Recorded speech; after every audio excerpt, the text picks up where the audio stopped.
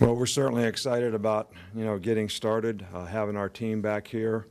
We had a really good first practice with mostly older guys, but it's split squad, and it's not completely split, based on seniority or depth chart. We do it really for organizational purposes, so we have the right number of receivers, DBs, so that we can do the best job of administering practice without loading up guys on reps because we don't have enough guys. Outcome of this season is going to be created by what our players do. Expectations that are created externally, and I think you know what I'm talking about, really mean nothing. They mean about as much as if you go to the fortune teller and the fortune teller tells you if something's going to happen, good or bad. All right, that's about what it means. So if we want to go through the season kind of like this is what the fortune teller thinks, all right, then that's what all this stuff means that you all put out there.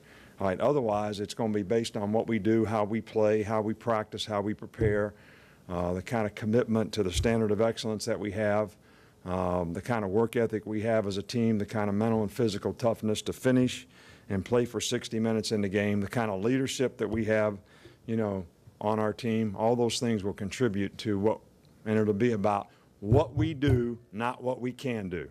All right, that's basically what it comes down to. And the preseason is kind of like we've had a class in winter conditioning. We had a class in spring practice. We had a class in this summer. All right, now it's the final exam. All right, so we're actually getting the culmination of the improvements that we made, how we can put it together as a team and put the best players out there. It's like taking the final exam before the season and then using all that information to try to help yourself be successful. So everyone will benefit, all right, from the team's success, but every individual being responsible to do what they're supposed to do will help develop the team chemistry and the team attitude and the team success. So by what they do. And we had probably the best test results we've had around here in a couple years. Based on how many guys passed the test, we had the lowest number of guys fail the test that we've had for, I think, 3 years. So that's encouraging.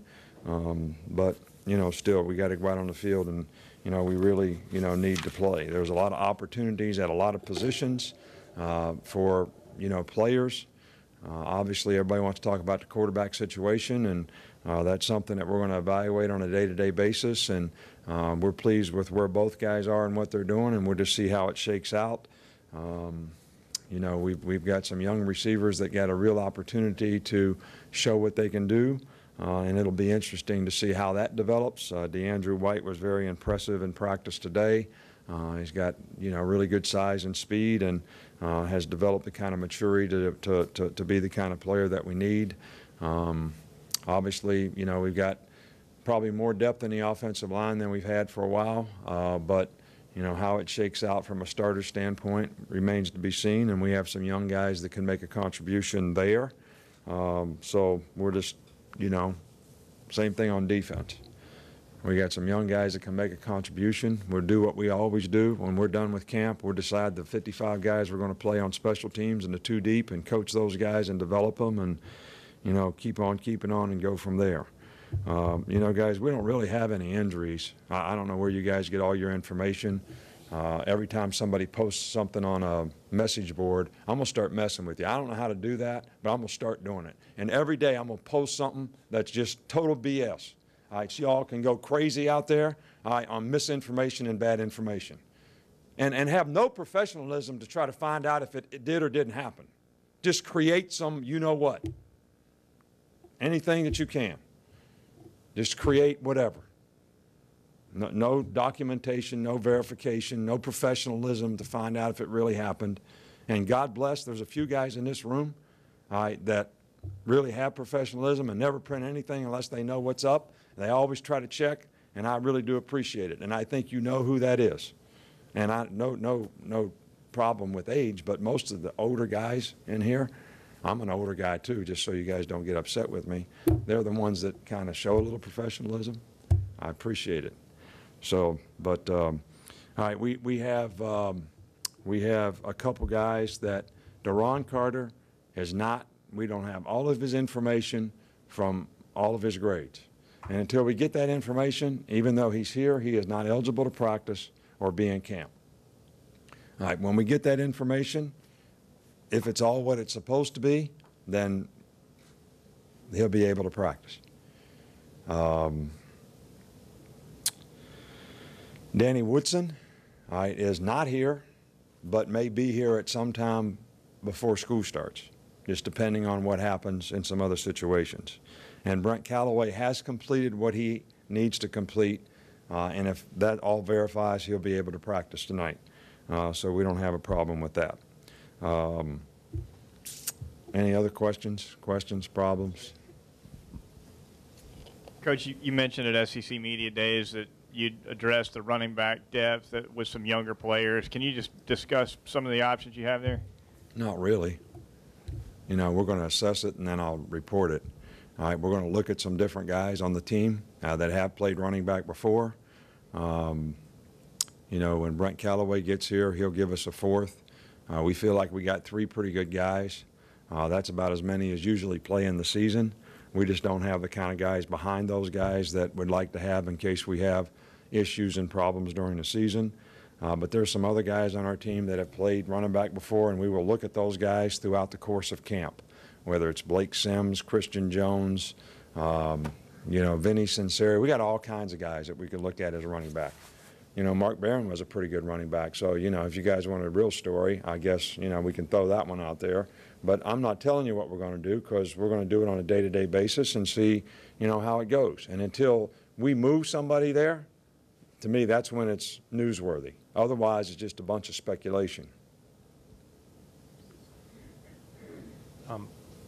Coach, a couple of questions on the defensive line. Just looking this morning, first of all, obviously, Centimore won't be with the team this year, and how does that affect the depth? And it also looked like Quentin Dial had really trimmed down over the offseason. Well, Quentin Dial had a really good spring and did a nice job, and I think he's athletic, and I think he's getting more and more confident. I think he has a much better ability to sustain. You know, he's improved his conditioning. He's lost some weight that was probably not good weight, and I think he's much more efficient.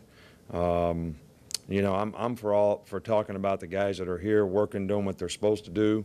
I feel like we've got some guys that, you know, whether it's Jesse, that haven't had an opportunity to play, maybe even some of the freshmen that we recruited, that will be able to make a contribution, you know, to the team. Damian Square has played a lot in the past, and you know, Ed Stinson's another guy that has an opportunity. So, you know, there's a lot of opportunity there for some guys, and I would say that a couple of those guys are going to come to the forefront. We probably have more depth, but maybe not the experience that we've had or the dominant player that we've had, but there's some guys there that could develop into that kind of player as well, and that's certainly what we're hopeful of. You say there's a lot of opportunities at a lot of positions. What are the biggest opportunities on this team? Well, I think that we don't really have a depth chart now, and I know that's not music to your ears, as, you know, you guys live and die, you know, by that. I don't think you could do your job if you didn't have that. But we don't have one. You know, ours is just for administrative purposes right now. So everybody's out there competing. There's obviously some guys that have experience and have been starters and proven that they can play winning football at their position, and they certainly have an opportunity to improve. But if somebody challenges them and actually performs better and has better consistency at their position, I have no problem playing those guys. That's what I mean by opportunities. But obviously, you know, the offensive line is not settled. There's an opportunity there for somebody, whether they play guard and a guard plays tackle, or whether we have a left tackle that comes through and Barrett Jones goes back and plays guard. I think there's lots of opportunity at quarterback. I think there's lots of opportunity at wide receiver. I think that, you know, there's opportunity on special teams galore on this team. That, you know, some of the young players that we have that are fast, straight line guys that are good football players, I thought made a contribution on special teams in the spring, and I think they'll continue to do that. I think there's some young guys that can help us on defense. You know, Trey DePriest had a really good spring. You know, Vinny had a good spring.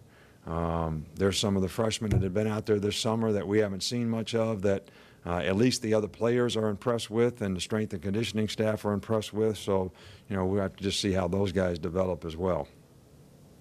But we're all about playing the best players. You know, we're not about seniority. You know, just because a guy's been here doesn't mean that somebody else can't be better than him. Coach, I apologize for changing the subject a little bit, but Jimbo Fisher is announcing today about his foundation and his son Ethan's illness. Maybe you could talk about, I don't know if you had anything to do with kind of steering him advice on foundation, and maybe what if you talked to him about his son and kind of that situation. Well, we have talked about it, you know, and Terry's talked to Candy, you know, quite a bit about it too. We did offer as much assistance as we could to get his foundation, help him get a foundation started, and kind of gave him a little bit of the experience that we've had and tried to develop ours through the years to get it to where it is, and actually made contribution to it, you know, yesterday with Nick's kids. But, you know, these kinds of things, when it comes to relationships, they're way more important than playing football games, at least to me, with guys that have been a part of our family, have been close to us, that we have tremendous respect for him and his family, and it has nothing to do with being a coach and nothing to do with competition. You know, I've used the analogy before that, you know, Belichick and I were big rivalries for 2 years, but it never affected our personal relationship, and this certainly won't, and we'll certainly support and do everything we can do to help him and his family in terms of the crisis they have with one of their children. How's Alex Watkins doing in his rehab, and how far does he still have to go? He's done well. He did all the reps today in practice, and he's probably at the point now where that's what he needs to do. He needs to practice. He needs to get ready to play, and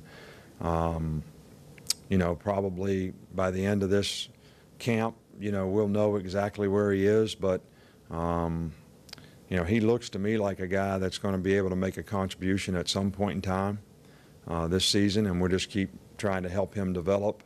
But I'm very encouraged by where he is.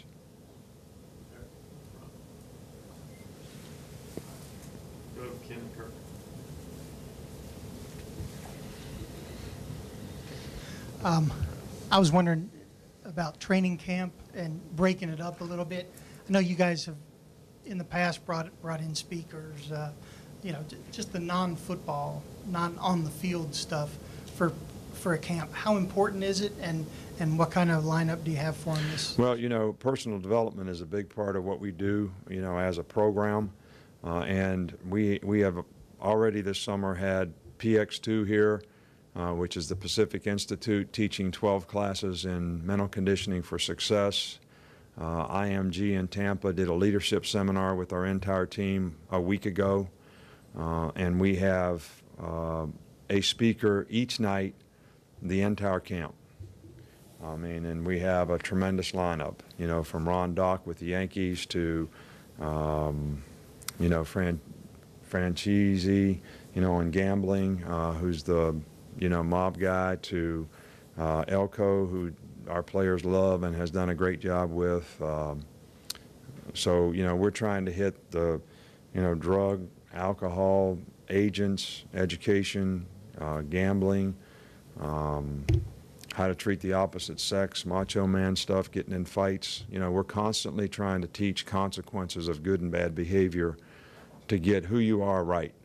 If we get the who you are part of it right, you have a lot better chance to be successful. So that's ongoing here, and we will do that throughout camp, and we have a speaker every day, the entire camp. Coach, would you discuss Marquise Mays and his role this year? I guess it's different than last year. Well, I think, you know, Marquise contributed, you know, to our team in a lot of different ways last year, and I think the style of player that he is, hopefully we can continue to get that kind of production, you know, and performance from him. It was, you know, the first time he ever returned punts, and he did a good job. He certainly can improve on that, and, you know, he was a screen and catch it and run with it guy for us who made a lot of big plays, and we would like to continue to explore ways that we can get him the ball, whether it's on speed sweeps or so that he can use his running ability as an asset to make explosive plays on our offense. So we're going to continue to try to build on his role in the offense, and I thought that his role expanded a year ago, and we'll continue to try to build that in terms of utilizing his strengths and running abilities as a player.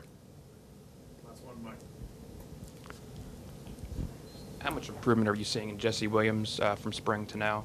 Well, we only had one practice today, and I hadn't watched the film yet, so, you know, I'm hoping we see some improvement, but, you know, I'd like to be able to verify that. I know that just being on the field out there today, there was more confidence on Jesse's part in terms of knowing what to do and how to do it, and just playing faster and looking a little more instinctive and feeling at home, you know. Now, you know, I'm hopeful that he'll make a strong improvement and gain that confidence, because he certainly has ability to help us. All right, thank you.